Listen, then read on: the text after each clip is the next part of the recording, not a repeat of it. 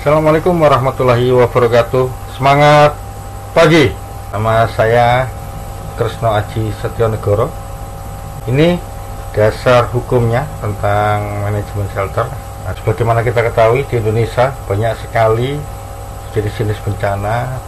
Tujuan pemerintah dalam melakukan penanggulangan bencana, tujuan memberikan perlindungan kepada masyarakat dari ancaman. Assalamualaikum warahmatullahi wabarakatuh. Semangat pagi. Mudah-mudahan semuanya dalam keadaan sehat walafiat, selalu tiada kurang suatu apapun. Terima kasih buat teman-teman. Jumpa lagi kita di sesi kedua terkait dengan pembahasan manajemen shelter penanggulangan bencana. Sebagaimana kita ketahui, di sesi pertama kita sudah membahas tentang dasar hukum manajemen shelter, lalu terkait dengan tujuan manajemen shelter. Pada sesi ini kita akan berbicara terkait dengan fokus manajemen shelter dalam penanggulangan bencana. Fokus manajemen shelter itu adalah terkait dengan tinggal sementara bagi para korban bencana alam. Hunian sementara ini atau shelter adalah sebuah tempat penampungan di mana para korban bencana diberikan tempat baik secara massal, keluarga ataupun secara individual untuk berlindung diri dari kondisi bencana yang terjadi. Dalam manajemen shelter, fokus dalam hunian sementara dalam pengungsian itu adalah memberikan penjaminan pelayanan dan memberikan penjaminan terkait dengan pemenuhan kebutuhan dasar serta perlindungan serta kepastian keamanan, kesehatan serta keselamatan diri. Di dalam paparan saya di sebelah kanan ini terdapat siklus tentang kebencanaan, dari prabencana pada saat kondisi aman, lalu kondisi prabencana dengan potensi bencana, lalu siklus terkait dengan tanggap darurat, lalu pemulihan, dan kembali lagi pada kondisi aman pada saat prabencana. Dengan kondisi geografis yang berada di wilayah cincin api dunia, jadikan Indonesia salah satu wilayah yang memiliki potensi kebencanaan yang sangat tinggi. Pada siklus ini kita lihat prabencana dalam kondisi aman adalah di mana kondisi lingkungan yang memang tidak memiliki potensi kebencanaan. Tapi dengan kondisi geografis di Indonesia yang sering terjadi bencana, baik karena iklim cuaca ataupun kondisi lainnya, akan memasuki pada prabencana dengan potensi bencana. Sebagai contoh, ketika memasuki musim hujan, wilayah-wilayah yang selama ini tidak memiliki potensi bencana atau dalam kondisi aman akan memiliki potensi bencana. Contoh, akibat hujan ada kemungkinan terjadinya banjir, ada kemungkinan juga terjadinya tanah longsor akibat intensitas hujan yang tinggi. Nah, pada fase prabencana dengan potensi bencana ini, ketika terjadi bencana, maka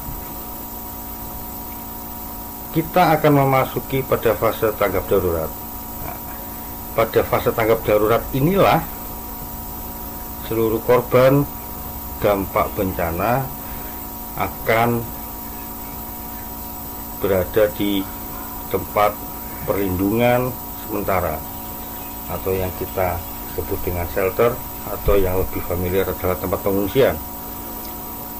Tujuannya adalah menyatukan masyarakat terdampak bencana di satu tempat agar terjamin pelayanan, agar terjamin pemenuhan kebutuhan dasarnya, serta terjamin perlindungan dan memiliki kepastian keamanan, kesehatan, dan keselamatan diri. Nah, selama masa fase tanggap darurat ini, kegiatan-kegiatan terkait dengan pemenuhan dasar, kegiatan-kegiatan pelayanan kesehatan itu akan selalu diberikan secara maksimal. Seiringnya berjalannya waktu, dalam kondisi tanggap darurat ini, ketika bencana sudah selesai, maka akan memasuki fase pemulihan, di mana pada fase pemulihan ini masyarakat akan termotivasi untuk kembali menjalani kehidupan secara normal setelah atau pasca terjadinya bencana, dan akan kembali pada siklus, pada kondisi pra bencana, pada kondisi aman. Sehingga fokus manajemen shelter adalah sebagai tempat penampungan yang baik, yang diberikan baik secara massal kepada keluarga ataupun individual korban bencana alam. Tujuannya adalah untuk memberikan pelayanan dan pemenuhan kebutuhan dasar, serta memberikan perlindungan dan kepastian keamanan, kesehatan, serta keselamatan diri.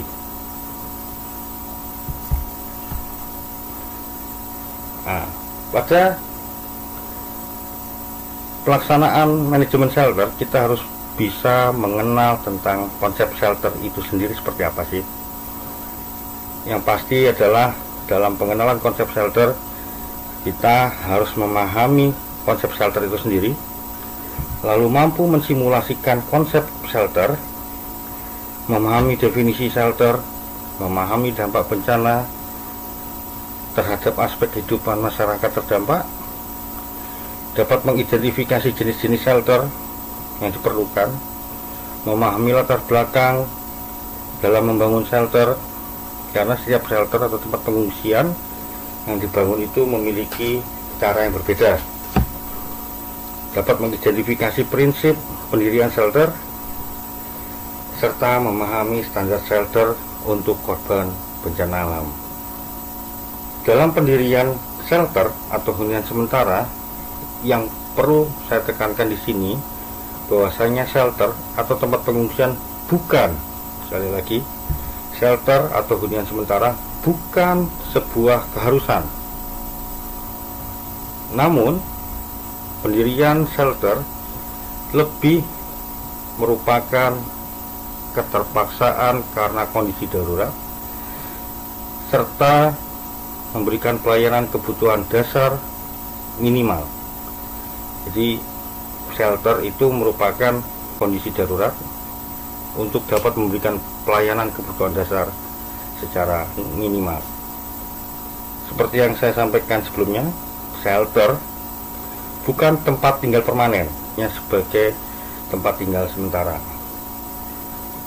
di mana tempat tinggal sementara ini untuk dapat memberikan pemenuhan hak, untuk dapat mendapatkan perlindungan, keamanan, perlakuan yang bermartabat, dan lain-lain. Pasti shelter juga merupakan pelayanan terpadu pada penyintas atau pada korban atau pada pengungsi, khususnya saat kondisi darurat dalam pelayanan kesehatan, pemenuhan air bersih, terdapatnya air minum, dapur umum, MCK, dan lain-lain. Oke, sebagai gambaran, shelter itu atau tempat pengungsian itu terbagi menjadi 3 jenis. Yang pertama adalah temporary shelter, lalu semi permanent shelter, dan permanent shelter. Secara umum, ketika terjadi suatu bencana, jenis shelter yang sering dipergunakan adalah temporary shelter.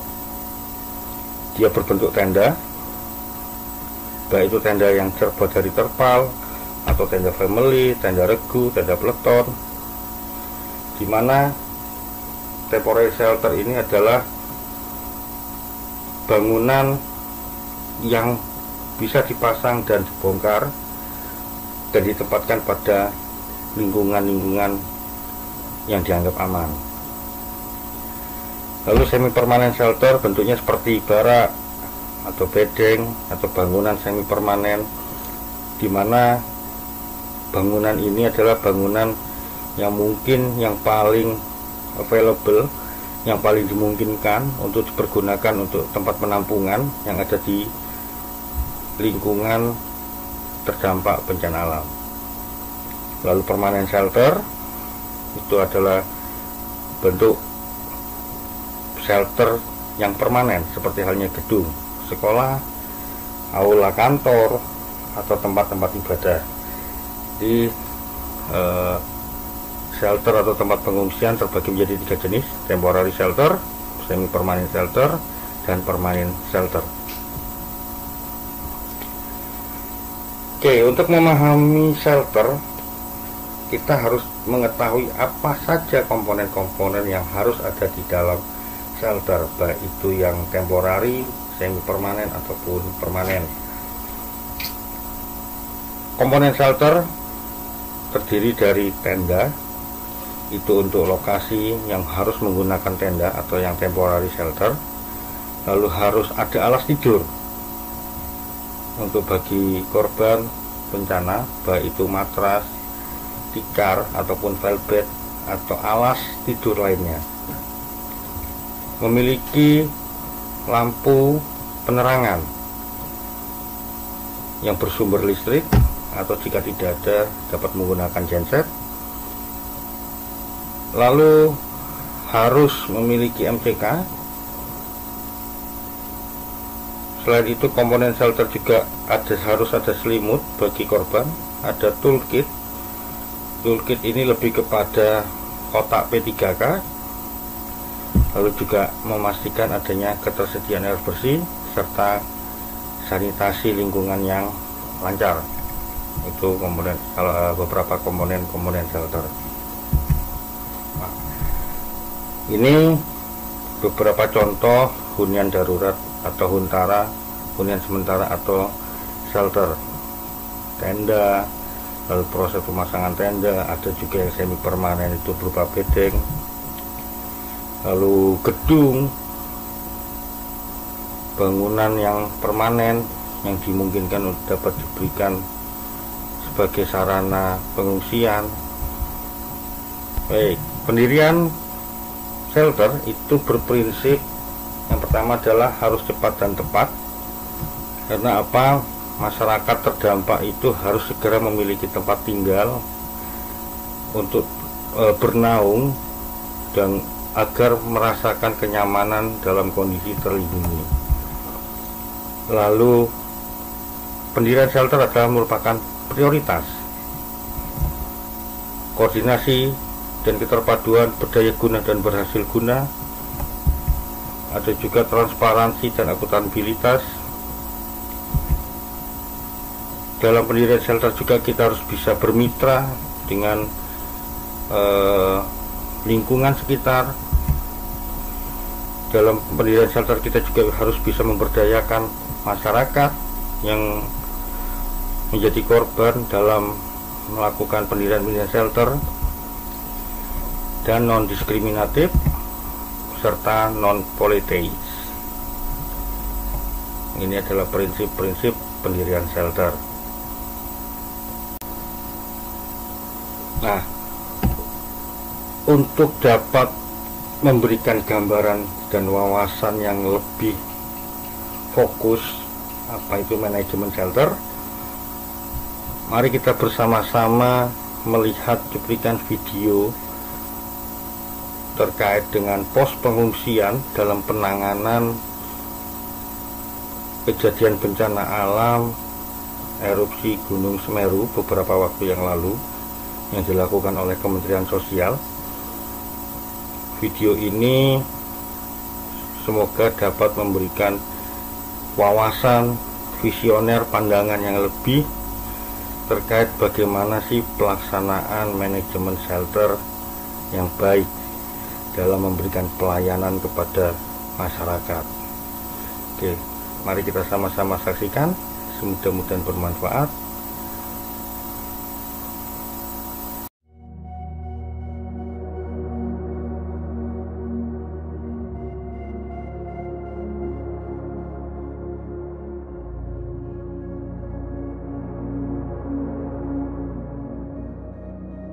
Tempat pengungsian merupakan aspek yang penting dikala terjadi bencana.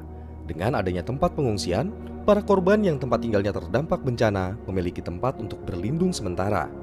Oleh karenanya, penting untuk menciptakan lingkungan pengungsian yang nyaman dan bisa memenuhi kebutuhan para pengungsi. Untuk menciptakan lingkungan pengungsian yang baik, tentunya ada beberapa aspek yang perlu diperhatikan agar para pengungsi bisa menjalani kehidupan sehari-hari.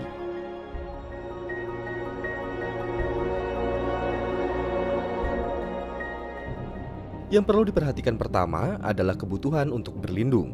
Pengungsian harus menjadi tempat yang nyaman, serta bisa menjadi tempat untuk beraktivitas dan beristirahat para pengungsi. Untuk itu, lokasi tempat pengungsian harus dipastikan aman dari ancaman bencana susulan dan yang lainnya. Tenda yang didirikan pun dibuat senyaman mungkin untuk para pengungsi. Kemensos juga menyediakan tenda yang bisa dipasang sekat, sehingga bisa mengurangi resiko penularan penyakit. Selain itu, aspek sanitasi di tempat pengungsian juga harus diperhatikan. Penting sekali adanya pasokan air bersih, serta adanya tempat MCK yang memadai. Di tempat pengungsian, aspek sanitasi sangat penting diperhatikan, karena dengan adanya sanitasi yang baik, maka kondisi kesehatan pengungsi juga lebih baik. Dalam lingkungan pengungsian dibutuhkan pula posko kesehatan. Posko kesehatan berfungsi sebagai pusat layanan untuk memonitor kesehatan para pengungsi.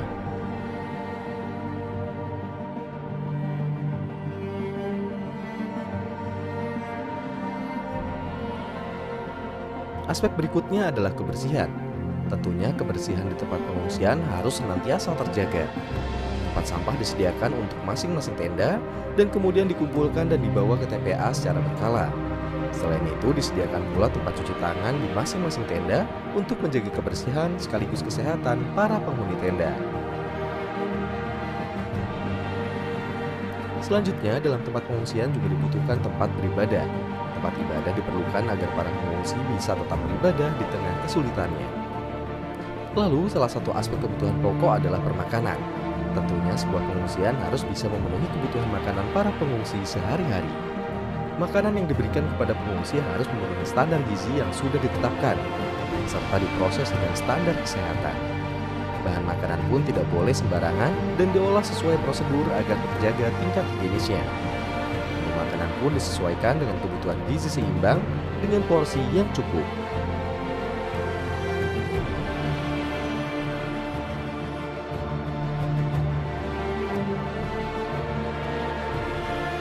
Tidak kalah penting pula adanya layanan dukungan psikososial di tempat pengungsian. Layanan dukungan psikososial dibutuhkan untuk meringankan trauma dan depresi yang dialami oleh para pengungsi. Diharapkan dengan adanya layanan ini, para pengungsi bisa lebih kuat dan memiliki semangat dalam menjalani hidupnya.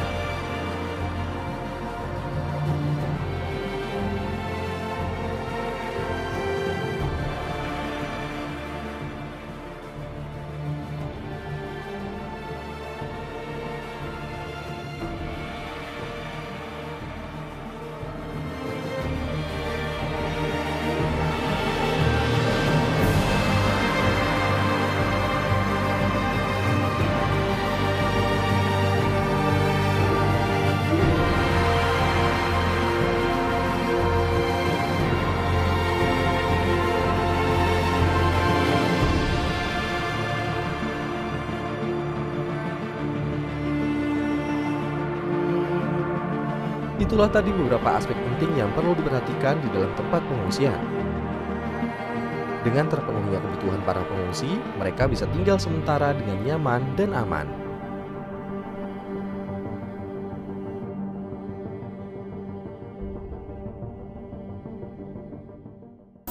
Baik, itu tadi cuplikan terkait dengan video penanganan korban bencana alam yang Kementerian Sosial lakukan di lingkungan Desa Penanggal, Kabupaten Lumajang dalam kejadian bencana alam erupsi Gunung Semeru beberapa waktu yang lalu.